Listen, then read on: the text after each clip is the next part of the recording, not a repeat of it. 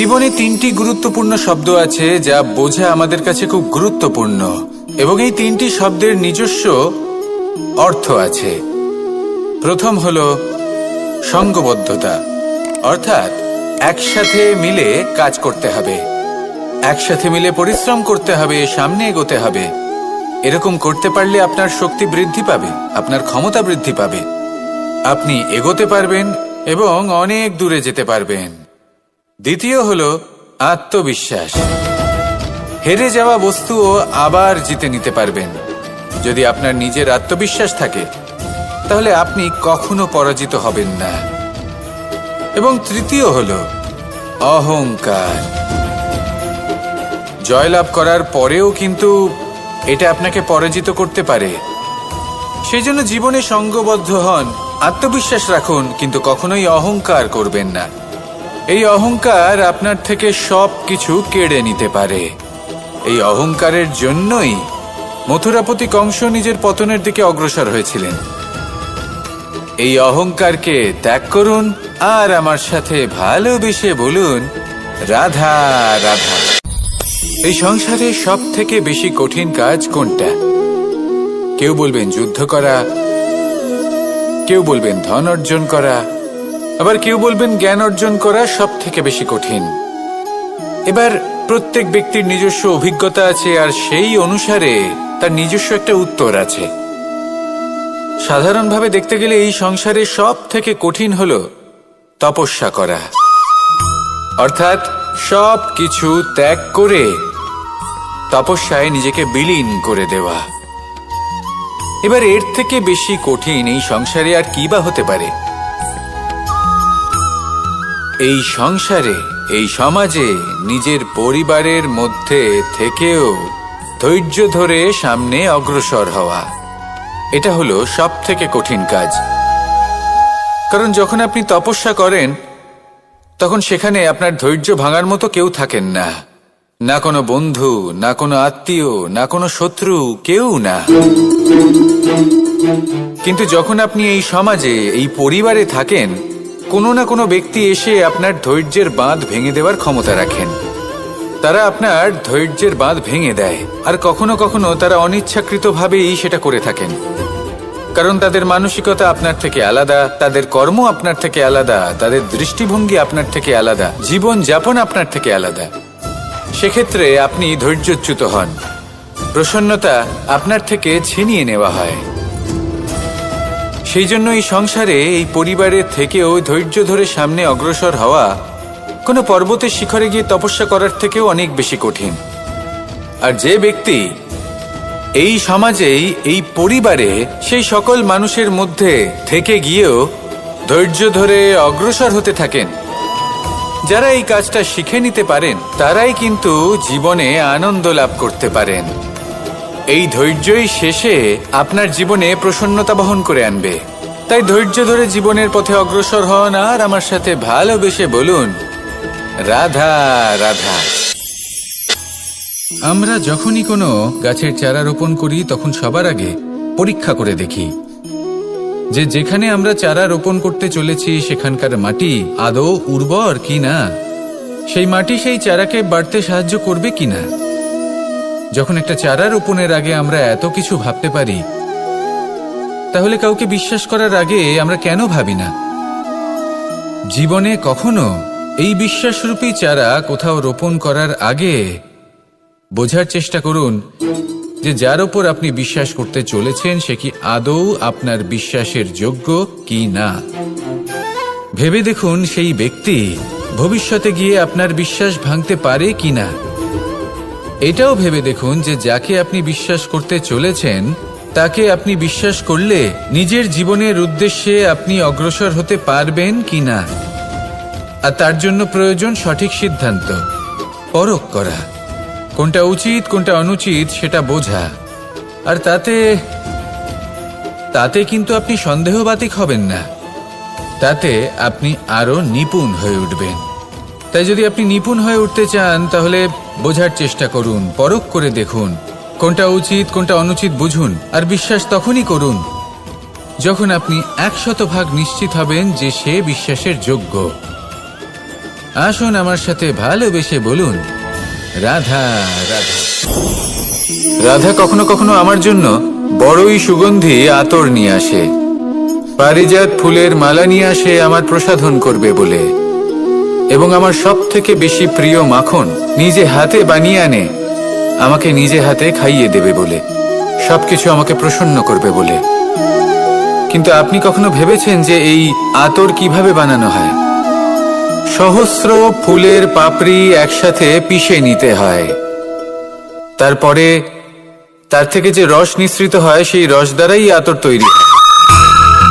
অনেক সংখ্যক ফুলকে অসীম যন্ত্রণা ভোগ করতে হয়, তবে তারা আমার প্রসাধন সামগ্রী হয়ে উঠতে পারে। দুধ থেকে মাখন তৈরি করার জন্য কতটা পরিমাণ মন্থন সহ্য করতে হয় সেটা আপনি জানেন। ঠিক সেই রকমই হলো আমাদের জীবনও। বিপদও আসে, কঠিন পরিস্থিতিও আসে, এর সম্মুখীন হতে শিখুন। মনে রাখবেন, আপনি হলেন সেই দুধ যাকে মন্থন সহ্য করতে হবে মাখন হয়ে ওঠার জন্য।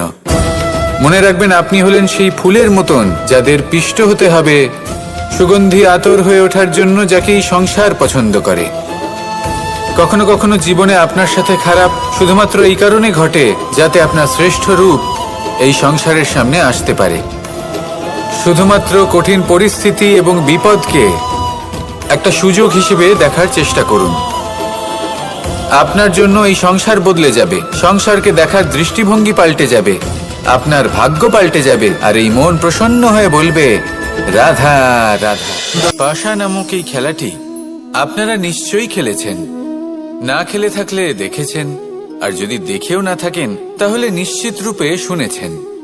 মহাভারতের এই মহাযুদ্ধ কোথাও না কোথাও এই পাশা নামক খেলার কারণে হয়েছিল।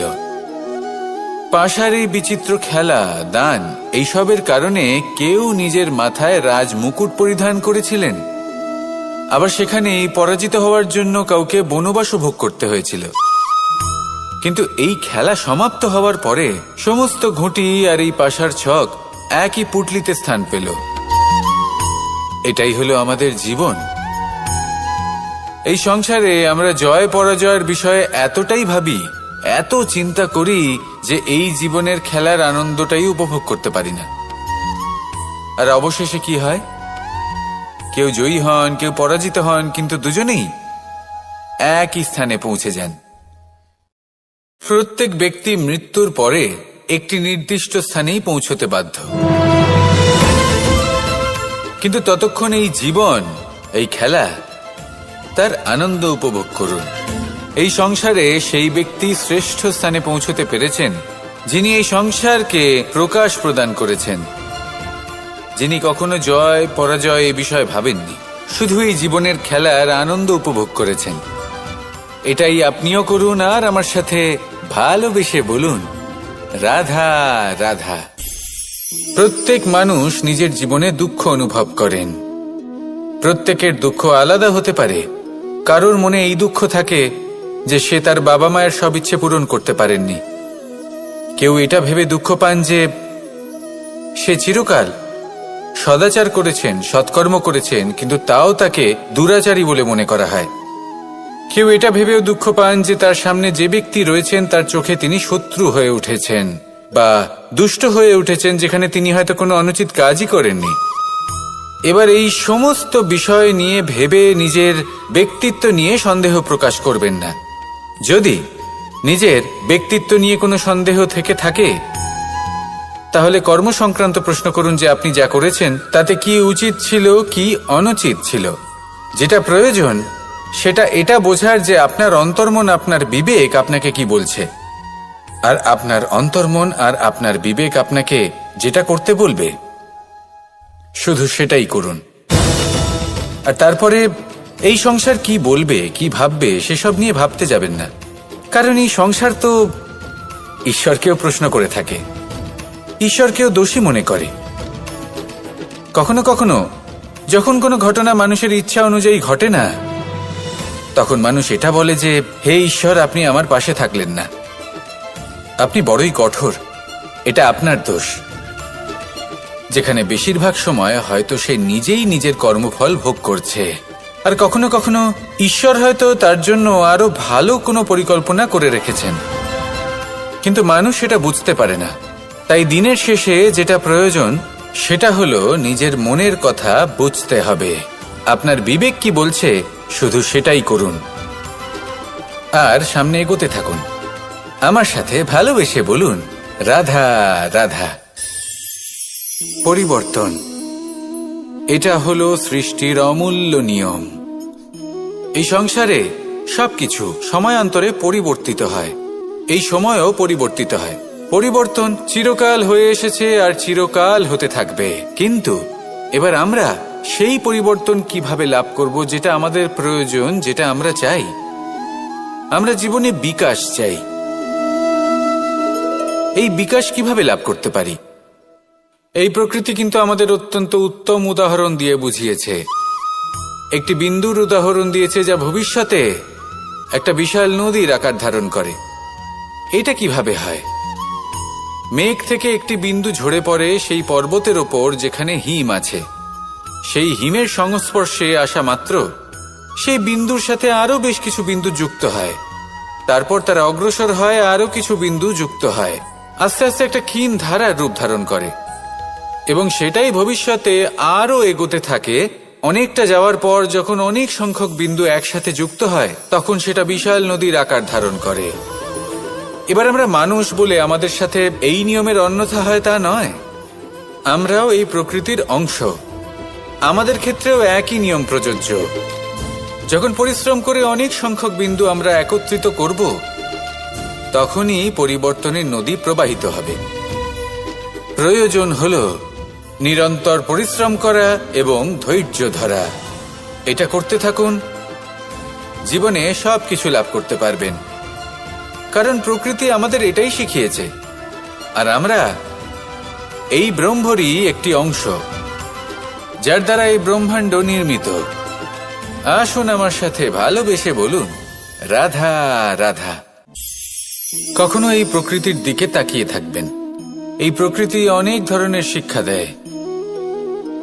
কোনো একটা গাছকে দেখুন কিভাবে সে মাটি থেকে জল শুষে নেয়। সে ঝড় হোক বা হোক কড়া রোদ সব সহ্য করে এবং অবশেষে সে ফল ধারণ করে। আর সেই ফল উৎপন্ন করার পরে সে ফল কিন্তু সে নিজে গ্রহণ করে না, এই সংসারকে প্রদান করে, যাতে পশু পাখি মানুষ তারা এই ফল গ্রহণ করে শক্তিশালী হয়ে উঠতে পারে, সুস্থ থাকতে পারে।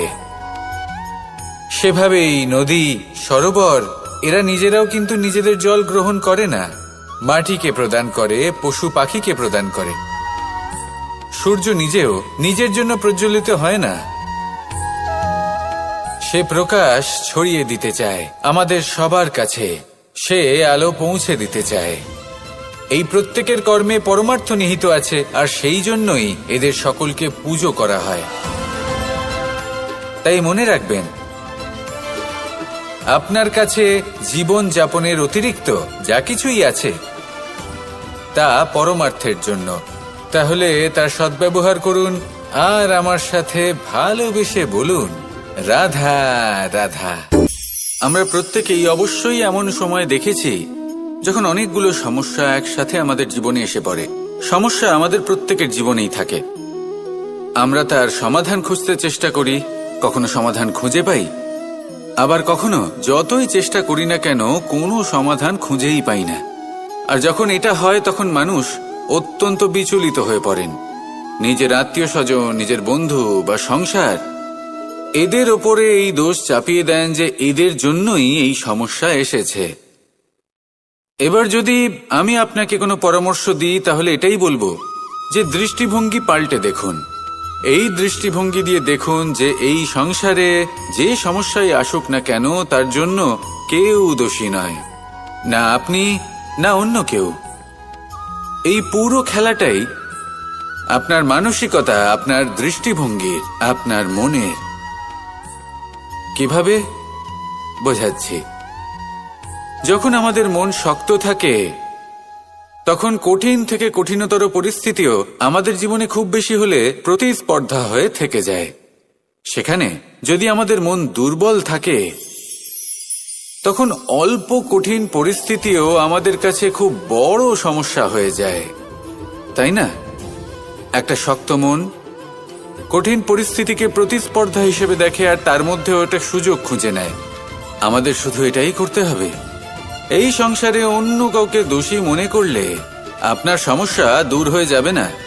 সেই জন্য এই সংসারকে দোষ দেওয়ার বদলে এই সমস্যার মূলে চলে যান, সেটাকে বুঝুন, নিজের এই মনকে শক্ত করে তুলুন। যদি আপনার মন শক্তিশালী হয়, তাহলে এই সংসারে অনেক বড় বড় কঠিন থেকে কঠিনতর পরিস্থিতিও যদি আসে, আপনার জীবনে যতই বড় বড় সমস্যা আসুক না কেন, আপনার লক্ষ্য লাভে বাধা দিতে পারবে না। আসুন আমার সাথে ভালোবেসে বলুন, রাধা রাধা। আমরা সবাই পাথর দেখেছি, পর্বতও দেখেছি, শুকনো পাতাও দেখেছি, শ্যামল বনানীও দেখেছি। কখনো ভেবেছেন পাথরের অস্তিত্ব কিন্তু ততক্ষণ পর্যন্ত যতক্ষণ সে পর্বতের গায়ে আটকে থাকে। যখন সেই পর্বত থেকে সেই পাথর ভিন্ন হয়ে যায় ও নিজের অস্তিত্ব হারিয়ে ফেলে। আস্তে আস্তে কখনো পাথর কেটে বা কখনো পিষ্ট হয়ে সেই পাথর আস্তে আস্তে মাটিতে পরিণত হয় এবং পূর্ণরূপে নিজের অস্তিত্ব হারিয়ে ফেলে। এটাই পাতার সাথেও হয়। এই পাতা যতক্ষণ গাছের ডালের সাথে যুক্ত ততক্ষণ তার অস্তিত্ব থাকে। যখনই ডাল থেকে বিচ্ছিন্ন হয়, সেও নিজের অস্তিত্ব হারিয়ে ফেলে। আর এটাই আমাদের সাথেও হয়। যতক্ষণ আমরা নিজেদের আপনজনের সাথে যুক্ত থাকি, আমাদের অস্তিত্ব বজায় থাকে। যখন আপনজনদের সাথে সম্পর্ক ছিন্ন করি, তখন আমরাও আমাদের অস্তিত্ব হারিয়ে ফেলি। এবার এই সংসারের প্রত্যেক ব্যক্তি স্বতন্ত্র থাকতে চান, আর অনেক ব্যক্তি স্বতন্ত্র থাকবেন বলে আপনজনদের দূরে করে দেন আর তাদের সাথে এই সম্পর্ক ছিন্ন করেন। এটা কি সত্যি প্রয়োজন? আপনজনদের সাথে সম্পর্ক ছিন্ন করে নিজের অস্তিত্ব হারিয়ে ফেলা প্রয়োজনীয়, নাকি আপনজনদের সাথে সম্পর্ক বজায় রেখে নিজেদের স্বতন্ত্র করে রাখা সেটা আবশ্যক? নির্বাচন আপনারই। আসুন আমার সাথে ভালোবেসে বলুন, রাধা রাধা। আপনি কি কখনো নৌকা যাত্রা করেছেন? করে না থাকলেও নিশ্চয়ই দেখেছেন যে এই জল যা নিজের অন্তরে সব কিছু সমাহিত করে নিতে পারে, এই নৌকা সেই জলের ওপরেই ভেসে থাকে। নদীর স্রোত কাটিয়ে সে সামনে অগ্রসর হয়। কিন্তু যদি এই নৌকায় কোনো ছিদ্র হয়, তাহলে কিন্তু সেই নৌকা ডুবে যাবে। আর এতে কোনো তফাৎ হবে না যে সেই ছিদ্র ছোট নাকি বড়, নৌকা ডুবে যাবে। এই ছিদ্র হলো আমাদের জীবনে আমাদের অপগুণ, আমাদের দোষ, আমাদের বিকার। কখনো এটা ভাববেন না যে এই দোষ খুবই ছোট, এতে কিছুই যাবে আসবে না। না, সেই ছোট দোষ, সেই ছোট বিকার যদি সেটাকে শুধরে না নেন, তাহলে সেটা আপনাকে আপনার পতনের দিকে নিয়ে যাবে। শেষ পর্যন্ত এটা আপনার উপর নির্ভরশীল যে আপনি কি চান। আপনার জীবনের এই নৌকা এভাবেই ডুবে যেতে দেখবেন, নাকি নিজেকে শুধরে নিয়ে সেই নৌকার সেই ছিদ্রটাকে ভরিয়ে তুলতে চাইবেন? নির্বাচন আপনার। আসুন আমার সাথে ভালোবেসে বলুন, রাধা রাধা। জল, জলই পৃথিবীতে বেঁচে থাকার জন্য আবশ্যক তো বটেই, কিন্তু এই জল আমাদের একটা অত্যন্ত গুরুত্বপূর্ণ শিক্ষা প্রদান করে। কখনো এই জলকে দেখেছেন? যে পরিস্থিতিতেই এই জল প্রবাহিত হোক না কেন, এর উপর যা কিছুই প্রভাব থাকুক না কেন, এর পথে যতই বাধা আসুক না কেন, তার মধ্যে থেকে ও নিজের পথ ঠিক বের করে নেয়, কিন্তু নিজের প্রবাহ থামতে দেয় না, ক্রমাগত অগ্রসর হতে থাকে। সেরকমই একটা শিক্ষা যেটা আমরা জল থেকে পেয়ে থাকি, তা হলো এটা: আমরা যখন জলের দিকে তাকাই, তখন আমরা নিজের প্রতিবিম্ব দেখি, স্পষ্টভাবে দেখতে পাই। কিন্তু তখনই দেখতে পাই যখন এই জল শান্ত থাকে, স্থির থাকে। যদি এই জল অশান্ত হয়ে থাকে, স্থির না হয়, তাহলে আমরা এতে নিজের প্রতিবিম্ব দেখতে পাই না। এটাই আমাদের মনের সাথেও হয়ে থাকে। যখনই জীবনে কোনো সংকট আসে, যদি আমরা শান্ত মনে, স্থির মনে সিদ্ধান্ত নিই, তাহলে সেটা এমন একটা শীতল সিদ্ধান্ত হবে যেটা আমাদের ভবিষ্যৎকে একটা শ্রেষ্ঠ স্থানে নিয়ে যাবে। যদি এই মন অশান্ত হয়, বিচলিত হয়, পীড়িত হয়, দুঃখিত হয়ে থাকে, রুষ্ট হয়ে থাকে, তাহলে অনেক সময় আমরা এমন সিদ্ধান্ত নিই যেটা আমাদের জন্য অনুচিত প্রমাণিত হয়। যখন আপনি ক্রুদ্ধ ছিলেন বা দুঃখের বশে ছিলেন, তখন অনেক সময় হয়তো এমন সিদ্ধান্ত নিয়েছেন যেটার জন্য ভবিষ্যতে আপনি অনুশোচনা করেছেন। এবার দেখুন, এই আবেগগুলো থেকে আমরা পালাতে পারবো না, কিন্তু এই আবেগগুলো আপনার উপর কতটা প্রভাব ফেলবে সেটা আমরা অবশ্যই ঠিক করতে পারি। এই মনকে আমরা নিয়ন্ত্রণ করতে পারি। এটাই করুন, চিন্তা করুন, এই মনকে শান্ত রাখুন, স্থির হতে চেষ্টা করুন, আর তারপরে সিদ্ধান্ত নিন। আসুন আমার সাথে ভালোবেসে বলুন, রাধা রাধা। এই সংসারে ভৌতিক বস্তুরও নিয়তি আছে। যারাই এই সংসারে আসে বা উৎপন্ন হয়, তারা কিছুমাত্র সময় পর্যন্তই এখানে থাকতে পারে, আর তারপরে সেও লুপ্ত হয়ে যায়, অর্থাৎ সে নিজেও এই পঞ্চমহাভূতে সমাহিত হয়ে যায়। আমাদের সাথেও ঠিক এটাই হয়। সেই জন্যই ঈশ্বর দ্বারা প্রদত্ত এই উপহারের বিষয়ে ভাবুন, এই জীবনের বিষয়ে ভাবুন। ঠিক যেমন বিশ্বাস ভঙ্গ হলে কোনো ব্যক্তি আমাদের কাছে অপরিচিত হয়ে যান, ঠিক সেরকমই শেষ নিঃশ্বাস ত্যাগের পর এই শরীরও আমাদের কাছে পরই হয়ে যায়। তাই এই শরীর থাকাকালীন শ্রেষ্ঠভাবে একে সদ্ব্যবহার করুন, এই জীবনে শ্রেষ্ঠ কর্ম করুন, আর এই জীবনকে শ্রেষ্ঠভাবে যাপন করার জন্য কিছু কথা বোঝা প্রয়োজনীয়। যদি আপনি কারোর প্রশংসা করেন, তাহলে পূর্ণ হৃদয় দিয়ে করুন। যদি আপনি হস্তক্ষেপ করে থাকেন, তাহলে মস্তিষ্ক দ্বারা করুন। যদি আপনি সমীক্ষা করেন, তাহলে বিবেক দ্বারা করুন। যদি আপনি ধন অর্জন করতে চান, তাহলে নীতি অনুসারে চলুন। যদি জীবনযাপন করতে চান, তাহলে রীতি মেনে করুন। আর যদি ঈশ্বরের ভজন করতে চান, তাহলে ভক্তিভাব নিয়ে করুন। শুধু এই কথা মনে রাখবেন যে আপনার এই জীবন কিন্তু অনিশ্চিত কাল পর্যন্তই আছে।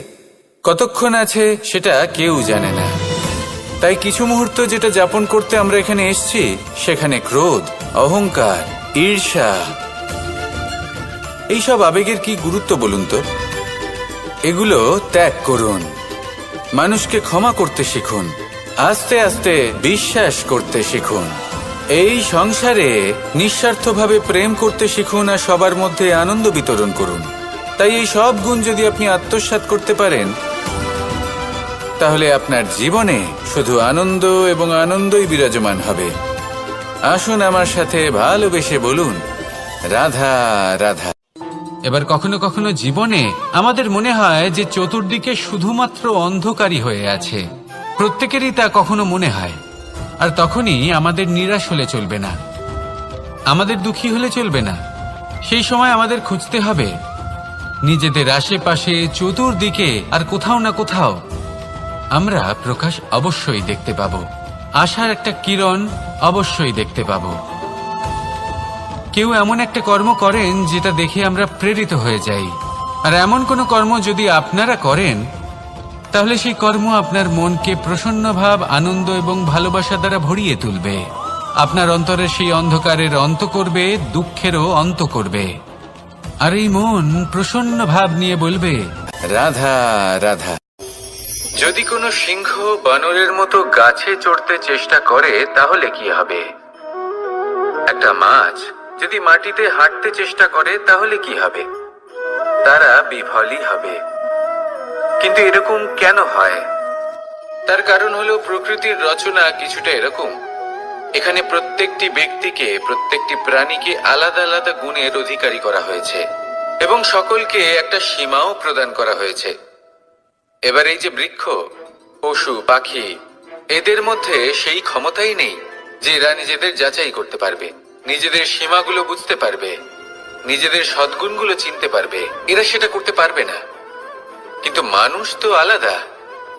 মানুষের কাছে সেই বিশেষ শক্তি আছে যে তারা পূর্ণরূপে নিজেদের যাচাই করতে পারবে, নিজেকে পূর্ণরূপে বুঝতে পারবে, নিজের দোষ, নিজের অপগুণ, নিজের সদ্গুণ, নিজেদের সীমাগুলো তারা বুঝতে পারবে। আর এটা অত্যন্ত গুরুত্বপূর্ণ। কথায় আছে যে যদি সাফল্য লাভ করতে হয় তাহলে নিজেকে যাচাই করে নিতে হবে। তাই নিজেকে যাচাই করুন, নিজের সাথে পরিচিত হয়ে যান এবং জীবনে কর্ম করতে থাকুন। সাফল্যের শিখরে অবশ্যই পৌঁছে যাবেন। আর ওখানে যদি যান তাহলে এই মন প্রসন্ন হয়ে অবশ্যই বলবে, রাধা রাধা। বনের মধ্যে যদি আপনি কোনো বিষাক্ত সাপ দেখেন তাহলে কি করবেন? আপনি তখনই তার থেকে দূরে পালাতে চেষ্টা করবেন। আর এটা কেন করবেন?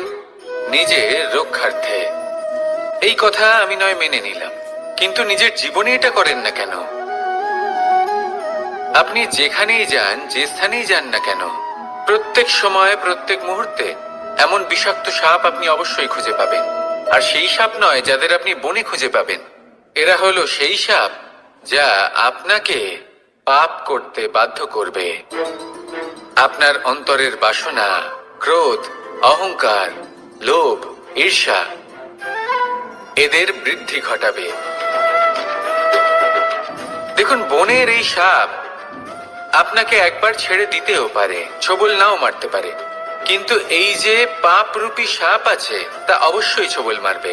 কর্ম যদি করেন তাহলে অবশ্যই ফল পাবেন। সেই জন্য যখনই কোথাও যাবেন, যদি এমন কাউকে দেখেন, যদি এমন কিছু দেখেন যে আপনাকে পাপ করতে বাধ্য করছে, তাহলে সেই মুহূর্তে সেখান থেকে পালিয়ে যান। যেমন বনের সাপ দেখে আপনি পালাতে থাকেন। সৎকর্মের রক্ষা অত্যন্ত আবশ্যক। আসুন আর আমার সাথে ভালোবেসে বলুন, রাধা রাধা। মনুষ্য জীবনের সব থেকে বেশি গুরুত্বপূর্ণ বিষয় হল মনের একাগ্রতা। এই সংসারের যে কটি মহান কার্য সম্পাদন হয়েছে তা হল মনের এই একাগ্রতার একমাত্র ফল। আপনি অবশ্যই দেখে থাকবেন, অনেক ছোট বড় নদী যা বয়ে চলে তাদের সামনে একটা বাঁধ নির্মাণ করা হয় সেই সব নদীর জল সঞ্চয় করতে। বাঁধ হয়ে গেলে প্রয়োজন মতো বা মনের ইচ্ছে মতো তাকে ব্যবহার করা সম্ভব। এবার এটাই আমাদের মনের সাথেও সম্ভব। আমাদের মনের একাগ্রতা আজকের দিনে দাঁড়িয়ে বিভিন্ন ধরনের বিকার, ক্রীড়া এবং ভোগের মধ্যে ভাগ হয়ে গেছে। একে একত্রিত করতে হবে, একটা বাঁধ নির্মাণ করতে হবে। শুধু এটাই করতে হবে, যেটা উচিত কর্ম সেটাই করুন, যেটা অনুচিত কর্ম সেটা করা থেকে নিজেকে বিরত রাখুন। এটাই করতে হবে, যেটা উচিত কর্ম সেটাই করুন, যেটা অনুচিত কর্ম সেটা করা থেকে নিজেকে বিরত রাখুন। ব্যাস, এই কাজটাই আপনি করতে থাকুন, করতে থাকুন। মনের মধ্যে একাগ্রতার বাঁধ নির্মাণ করুন। আর একবার যদি তা নির্মাণ হয়ে যায় তাহলে যখন চাইবেন, যেখানে চাইবেন, যতটা চাইবেন একাগ্রতা প্রয়োগ করতে পারবেন। আর একবার যদি আপনি এটা শিখে যান তাহলে এই সংসারকে বদলে ফেলার মতো কাজ আপনি করতে পারবেন, সমাজকে শুধরাবার মতো কাজ করতে পারবেন। তাহলে এই মনকে একাগ্র করুন আর আমার সাথে ভালোবেসে বলুন, রাধা রাধা। আমরা সবাই ফল খাই, কিন্তু আমাদের সেই ফলই প্রিয় হয় যে পরিপক্ক হয়ে ওঠে, যেটা নম্র হয়, আর যে ফল অনেক বেশি মিষ্টি আর সুস্বাদু হয়ে থাকে, যাদের রঙে বাহার দেখা যায়। সেইভাবে জীবনে আমরা নানান মানুষের সাথে পরিচিত হই, কিন্তু সেই মানুষই আমাদের মন ছুঁয়ে যায় যারা বিনম্র স্বভাবের, যাদের বাণী খুব মধুর, যাদের অন্তরে আত্মবিশ্বাসের একটা তেজ, একটা রং দেখা যায়। এবার এমন ব্যক্তি আমরা কি করে হব? ঠিক সেইভাবেই যেমন একটা ফল রোদ, বর্ষা, শীত, বায়ু এই সকল সংকটময় পরিস্থিতির সম্মুখীন হয়ে পরিপক্ক হয়ে ওঠে, সেইভাবেই মানুষ সংকটময় পরিস্থিতির সম্মুখীন হয়ে পরিপক্ক হয়ে ওঠেন। যদি এই সংকটের সম্মুখীন হন তাহলে অভিজ্ঞ হবেন, আর এই অভিজ্ঞতাই শিক্ষা দিয়ে যাবে। এই অভিজ্ঞতা আমাদের শিখিয়ে দেয় যে আমাদের বিনম্র থাকতে হবে। অহংকার করে কোনো লাভ নেই। মধুর বাণীর যে কি মূল্য তা আমরা শিখতে পারি। এই অভিজ্ঞতাই আমাদের বুঝিয়ে দেয় যে উচিত অনুচিত কোনটা, আমাদের দৃষ্টিভঙ্গি তৈরি করে, আর এই দৃষ্টিভঙ্গি দ্বারা আত্মবিশ্বাস জাগ্রত হয়। সেই জন্য জীবনে কখনো বিপদ থেকে দূরে পালাবেন না, সেগুলোর সম্মুখীন হন, অভিজ্ঞতা লাভ করুন, তার থেকে শিক্ষা লাভ করুন, এইভাবেই পরিপক্ক হবেন। আসুন আমার সাথে ভালোবেসে বলুন, রাধা রাধা। ধন সঞ্চয় করা সম্ভব, আর সেই জন্য ধন সব থেকে বেশি মূল্যবান সম্পত্তি নয়। এবার আপনি বলবেন, এ আমি কি বলছি? এই ধন খুব মূল্যবান, আমরা সকলে অর্জন করতে ব্যস্ত। সেটা এই কারণে, কারণ আপনারা জানেন না এই সংসারের সব থেকে বেশি মূল্যবান সম্পত্তি কি। এ হলো সেই সম্পত্তি যা কখনো সঞ্চয় করা সম্ভব নয়। আপনার কাছে যতই ধন থাকুক তা দিয়ে আপনি স্বাস্থ্য লাভ করতে পারেন, বাড়ি কিনতে পারেন, আদি ইত্যাদি, কিন্তু আপনি যতই ধনী হন না কেন, ফেলে আসা দিনের একটা মুহূর্ত আপনি লাভ করতে পারবেন না। এই একটা মুহূর্ত, এই সময়, এটাই হলো সংসারের সব থেকে মূল্যবান সম্পত্তি। একবার চলে গেলে তা কখনোই ফিরে আসে না। আর এই মুহূর্ত যতই চলে যাক না কেন, আমরা স্মৃতির মাধ্যমে সেগুলি যাপন করতে পারি, তার আনন্দ উপভোগ করতে পারি। আর যার সাথে আমরা সময় অতিবাহিত করেছি তার স্মৃতিতে আমরা চিরকাল জীবিত থাকতে পারি। সেই জন্য সময় সব থেকে মূল্যবান সম্পত্তি, তাকে এইভাবে নষ্ট করবেন না। প্রত্যেকটা মুহূর্ত উপভোগ করুন, আনন্দ করুন, আর ভালোবেসে বলুন, রাধা রাধা। কনক, কি সুন্দর একটা শব্দ। এর অনেকগুলো রূপ রয়েছে, অনেকগুলো অর্থও রয়েছে। প্রথম অর্থ হলো স্বর্ণ, অর্থাৎ সম্পত্তি। দ্বিতীয় অর্থ ধুতুরা, অর্থাৎ গাছের ছোট একটা বীজ, যা কিনা অত্যন্ত শক্তিশালী হয়। যদি বেশি মাত্রায় এর প্রয়োগ করা হয় তাহলে এটা বিষময় হয়ে উঠতে পারে। এই হলো সেই ধুতুরা যার প্রয়োগ মহাদেবের পুজোতে করা হয়।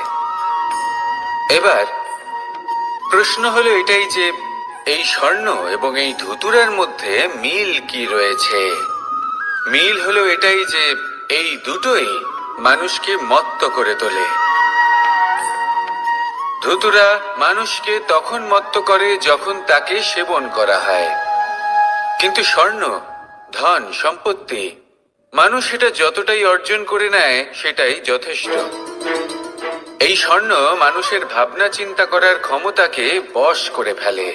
মানুষ সম্পত্তির লোভে মত্ত হয়ে ওঠে, কারণ যে যত চমৎকারী, যতটা অমূল্য হয় তাকে সামলানো কিন্তু ততটাই কঠিন, তাই না? তাই মনে রাখবেন, ধন, স্বর্ণ, সম্পত্তি এগুলো ধুতুরার থেকেও অনেক বেশি বিষাক্ত হতে পারে।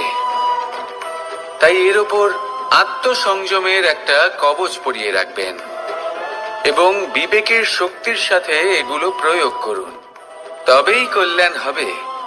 আসুন আমার সাথে ভালোবেসে বলুন, রাধা রাধা। রোগ যদি এসে থাকে তাহলে তার ওষুধও অবশ্যই আসে। সমস্যা যদি আসে তাহলে সেই সমস্যার সমাধানও নিজে থেকেই আমাদের কাছে চলেই আসে। এই সংসার, এই জীবনের শুধুমাত্র একটাই নিয়ম আছে, আর তা হলো এটাই, এই সংসার হলো একটা চক্রের মতো। এতে শাশ্বত বলে কিছু নেই, নিত্য বলে কিছু নেই, আর যা কিছুই রয়েছে সব বদলাতে চলেছে। যদি আপনার জীবনে দুঃখ থাকে, সমস্যা থাকে, যদি আপনি বিপদ দ্বারা আচ্ছন্ন, তাহলে মনে রাখবেন সবকিছু বদলে যেতে চলেছে। দুঃখের সময় কাঁদবেন না, মনকে আরো দুঃখী করে তুলবেন না, কারণ এখানে যা কিছুই এসেছে তা যাওয়ার জন্যই এসেছে। তাহলে এত চিন্তা কিসের? আনন্দ সহকারে জীবন যাপন করুন, আর আমার সাথে ভালোবেসে বলুন, রাধা রাধা। মানুষের জীবনে তিনটি গুণ অত্যন্ত প্রয়োজনীয়: শ্রদ্ধা, বিনম্রতা, যোগ্যতা। যদি জ্ঞান লাভ করতে চান তাহলে শ্রদ্ধার প্রয়োজন, যদি মান লাভ করতে চান তাহলে স্বভাবে বিনম্র হওয়া প্রয়োজন, আর যদি মনোবাঞ্ছিত স্থান লাভ করতে চান তাহলে যোগ্যতার প্রয়োজন। বিষয়টা সহজ। শ্রদ্ধা আপনাকে জ্ঞান দেবে, নম্রতা আপনাকে মান, আর যোগ্যতা উচিত স্থান দেবে। কিন্তু যদি আপনি এই তিনটি গুণ সম্মিলিত করেন তাহলে এমন কিছু লাভ করবেন যা এই সব কিছুর থেকে অনেক ঊর্ধ্বে। সম্মান। আর এ হলো সেই সম্মান যা প্রত্যেক মানুষের নিজের জীবনে লাভ করতে চেষ্টা করা উচিত। কারণ এই হলো সেই সম্মান যার কারণে আপনি চলে যাওয়ার পরেও এই সংসার আপনাকে ভালোবাসবে আর মনে রাখবে। আসুন আমার সাথে ভালোবেসে বলুন, রাধা রাধা। জীবনে গতি অত্যন্ত গুরুত্বপূর্ণ, মতিও হলো গুরুত্বপূর্ণ, এবং তার থেকেও বেশি গুরুত্বপূর্ণ হলো সঙ্গতি। একটা জলের ফোঁটা, তার মধ্যে গতি থাকে, প্রকৃতির মধ্যে তা লাভ করার ইচ্ছে নিহিত থাকে। কিন্তু এই যে সঙ্গতি, তা নির্ধারিত করে যে এই জলের ফোঁটা ঝিনুকের মুখে পড়ে মুক্ততে পরিণত হবে নাকি বিষাক্ত সাপের মুখে পড়ে বিষে পরিণত হবে। এবার দেখুন, এই জঞ্জাল স্বর্ণকারের দোকানের সামনেও থাকে এবং জঞ্জাল একজন ব্যবসাদারের দোকানেও থাকে। কিন্তু জঞ্জাল যা স্বর্ণকারের দোকানে থাকে তা ব্যবসাদারের দোকানের জঞ্জালের থেকে অনেক বেশি মূল্যবান, কারণ তার মধ্যে সোনার কণার সঙ্গতি থাকে। সেই জন্য জীবনে সঙ্গতির উপর বিশেষ গুরুত্ব দেবেন। যেমন সঙ্গতি তেমনই আপনি হবেন। আসুন আমার সাথে ভালোবেসে বলুন, রাধা রাধা। প্রত্যেক প্রাণী ভালোভাবে জীবন যাপন করতে চান, এটা তাদের স্বভাবে আছে এবং ভাবাটা অনুচিত নয়। কিন্তু একটা ভালো জীবনের গুরুত্বপূর্ণ অংশ কোনটা? বসবাসের স্থান। সেই স্থান যেখানে আমরা জীবন অতিবাহিত করি। এবার মানুষ ভাবতে পারেন যে একটা ভালো বাসস্থানের অর্থ কি? সেই স্থান যেখানে সহজে জল পাওয়া যায়, যেখানে শুদ্ধ বায়ু পাওয়া যায়, যেখানে আনাজ উৎপন্ন হয়। এটা জীবনযাপনের জন্য পর্যাপ্ত বটে, কিন্তু ভালো জীবনযাপনের জন্য আরো একটা কথা আপনাকে বুঝতে হবে। সাধু, জ্ঞানী, পণ্ডিত ব্যক্তি, এই সকল মহাপুরুষ, এনাদের যে বাসস্থান তা অত্যন্ত বিশেষ হয়। এখানে এক ধরনের বিশেষ ইতিবাচক শক্তি থাকে, এমন একটা স্থান যেখানে দেবতারাও বিচরণ করেন। জীবন আমরা সবাই যাপন করি, কিন্তু জীবনের উদ্দেশ্য শুধুমাত্র জীবন যাপন করা নয়। জীবনের উদ্দেশ্য হলো মুক্তি লাভ করা। আর এই সকল সাধু, জ্ঞানী, পণ্ডিত ব্যক্তি, এই সকল মহাপুরুষ আপনাকে মুক্তির পথে নিয়ে যেতে পারেন। কারণ এরা হলেন সেই মহাপুরুষ যারা নিজেদের অন্তরের বিকার, অহংকার, ক্রোধ, বিদ্বেষ, এই সকল দোষগুলিকে ত্যাগ করেছেন, এদের ওপর বিজয় লাভ করেছেন। এমনই একজন ব্যক্তি আপনাকে মুক্তির পথে নিয়ে যেতে পারে। প্রয়োজন হলো শুধুই এনাদের চিনতে পারা, এদের কথা বুঝতে পারা এবং এদের দেখানো পথে চলা। যদি আপনি এটা করতে পারেন তাহলে এই মন প্রফুল্ল হয়ে বলবে, রাধা রাধা।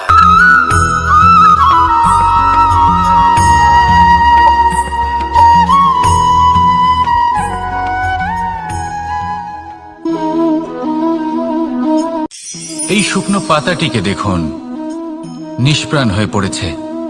একটা গাছের ডালে ছিল, সেই গাছ ওর লালন পালন করত। যখন যখন বাতাস বইত, এই পাতায় কম্পন দেখা দিত, মনকে প্রফুল্ল করে তুলত। কোনো একদিন এই পাতা গাছের ডাল থেকে ঝরে পড়ে গেল। নিঃসন্দেহে ও নিজের স্বাধীনতা পেল, কিন্তু আস্তে আস্তে শুকিয়ে গেল, নিষ্প্রাণ হয়ে গেল। দেখুন, আমি এই কথা বলছি না যে স্বাধীনতা অনুচিত, কখনোই না। কিন্তু যে কোনো পরিস্থিতিতে স্বাধীন হতে চাওয়া এটা নিশ্চিতরূপে অনুচিত। আমরা যদি আমাদের জীবনে পরিবারের গুরুত্ব ভেবে দেখি, তাহলে এই পরিবারে যতই মতভেদ থাকুক না কেন, যতই মনোমালিন্য থাকুক না কেন, যতই বিবাদ থাকুক না কেন, এই সব মিটিয়ে নেওয়া অত্যন্ত প্রয়োজনীয়। সেই সবকিছু সমাপ্ত করা অত্যন্ত প্রয়োজনীয়। কখনো এই পরিবারকে ভাঙতে দেবেন না, কখনো এই পরিবার থেকে দূরে চলে যাবেন না। এই পরিবার হলো আমাদের জীবনের একটা অমূল্য সম্পদ, অমূল্য এক আশ্রয়, যা এই সংসারে হয়তো কোথাও আপনি পাবেন না। তাই একে আগলে রাখুন। পরিবার সেই গাছ আসুন আমার সাথে ভালোবেসে বলুন রাধা। সেই গাছ, আসুন আমার সাথে ভালোবেসে বলুন রাধা রাধা।